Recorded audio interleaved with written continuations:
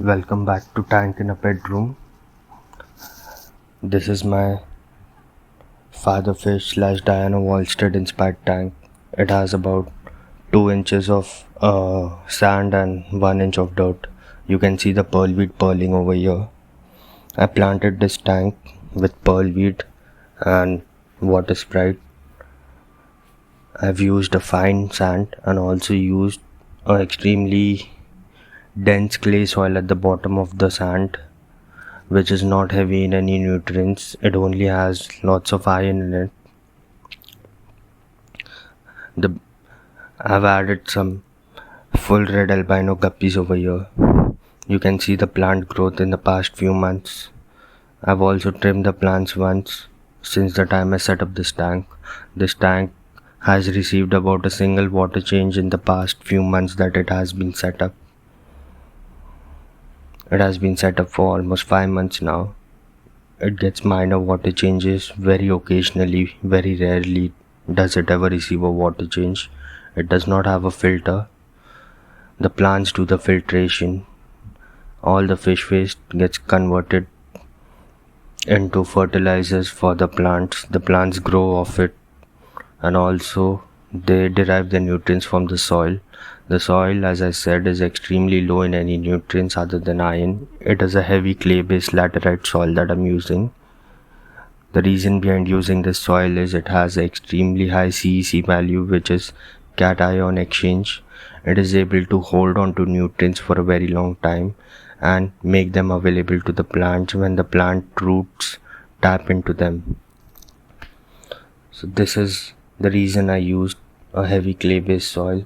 Also, using such a soil will eliminate most of the problems you get from using a extremely organic rich soil, such as ammonia spikes and lots of algae growing everywhere, or even green water. It will eliminate a lot of those things because it has basically no nutrients in it, but still it is able to grow plants extremely well. As you can see over here, my plants are growing extremely well. The pearlweed is growing extremely well. It is keeping the water crystal clear. And also the thing about all of the fish waste that goes to the bottom and all of the snails and other things that are living in this tank, you might be thinking that all of the mold that gets collected at the bottom of this tank, the brown fluffy stuff that gets collected at the bottom of the tank, will get stirred up into the water column, but it does not, because the plants are so dense that it never gets a chance to come up unless I put my hand in it and try to do something. The way this tank runs is basically I need to feed the tank very little and also make sure it is not heavily stocked, because if I heavily stock this or overfeed this, things will crash and the balance of this aquarium will be destroyed.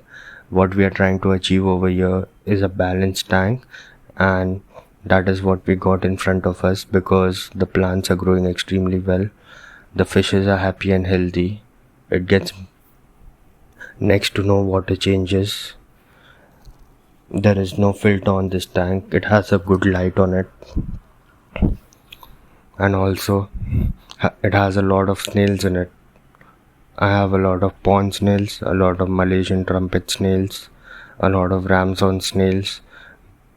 Over here you can see that the female albino full red guppy has given birth to a few fry. I'm extremely happy about this. Most of the fry are hiding amongst the plants. I'm not able to see many of them. I'm only able to see a few.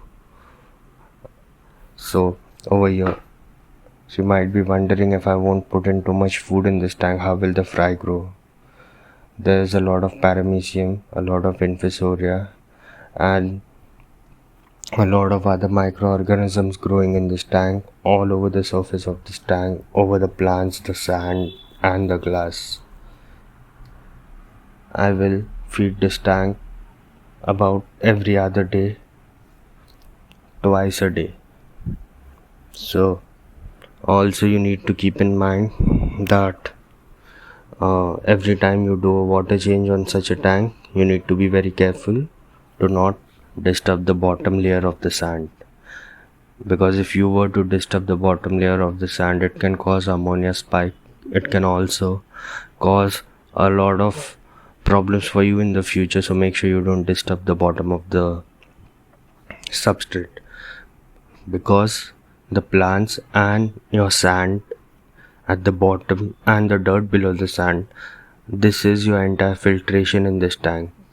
There is nothing else cleaning the water other than the plants and the substrate at the bottom of this tank.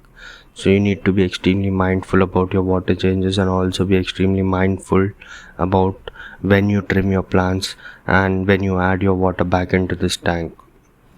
The plants need to be trimmed on a regular basis if they are growing fast. Whenever you trim a plant, you're basically removing all of the fish waste from the tank and giving the plants a chance to grow again, so that they can do what they're supposed to do, that is pulling out the fish waste from the water column more efficiently. So I trim this tank on a regular basis.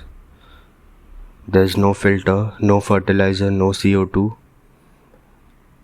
no root tabs. I do not do anything to this tank. This tank runs as an ecosystem on its own, with little to no human interference with it. The only major time I interfere or do something to this tank is when I have to trim the plants. So here's the look at the tank. You can see the tank. The pearlweed is growing extremely nice. All of the other plants look extremely beautiful, as you can see over here. Also, some people say that plants don't grow in sand. Plants do grow in sand, as you can see over here. Pearlweed, which is said to be a carpeting plant, is growing extremely well in sand. You can see the roots have gone deep into the sand. None of the pearlweed is struggling. No plants are struggling to root into sand. Plants grow extremely well in sand as compared to any other substrate.